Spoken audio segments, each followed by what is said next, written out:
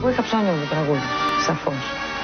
Με μία βούλτσα θυμάμαι μπροστά από τον καθρέφτη στο σπίτι και κρυφά περίμενα να φύγουν όλοι για να μην γίνω και ρεζίλη. Έχω την αίσθηση ότι τα περισσότερα παιδιά έτσι κάθονται μπροστά στον καθρέφτη, προσπαθούν να ανακαλύψουν λίγο τον κόσμο τους. Γιατί δεν μ' αρέσουν οι άνθρωποι που δεν ξέρουν να χάνουν, ας πούμε.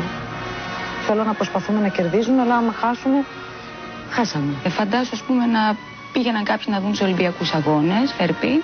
Τα στάδια δεν θα γέμιζαν να βλέπαν ανθρώπους να τρέχουν μόνοι τους ή να πηδάνε μόνοι τους ή οτιδήποτε άλλο. Έχω όλη αυτή την πειθαρχία. Απαιτώ από τον εαυτό μου. Αυτή την πειθαρχία πρέπει να έχει ένας πρωταθλητής. Στο στίβο ή οπουδήποτε αλλού, θα πω, που χρειάζεται για να πετύχει την πρωτιά του.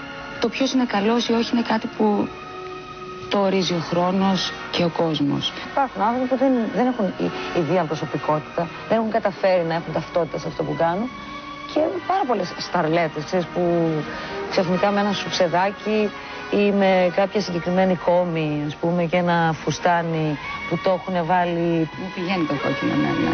Βγαίνουν και το παίζουν στάρα. Σίγουρα. Ευτυχώς που δεν είμαστε τόσο κανονικοί άνθρωποι. Από εδώ το πας, από εκεί το πας, Θέλω πραγματικά να σας πω, έτσι για να μην το ακούσετε από αλλού ξανά, ότι το καπέλο που φορούσα στο χριστουγεννιάτικο τραγούδι, που είπα, το σκουφάκι, ναι. Δεν ήταν του Άι Βασίλη. Ορίστε. Είναι μια απολογία αυτή. Τι εννοείς ακριβώς? Ευχαριστώ τον μπαμπά μου και τη μαμά μου. Νομίζω ότι με βγάλαν συμπαθητική.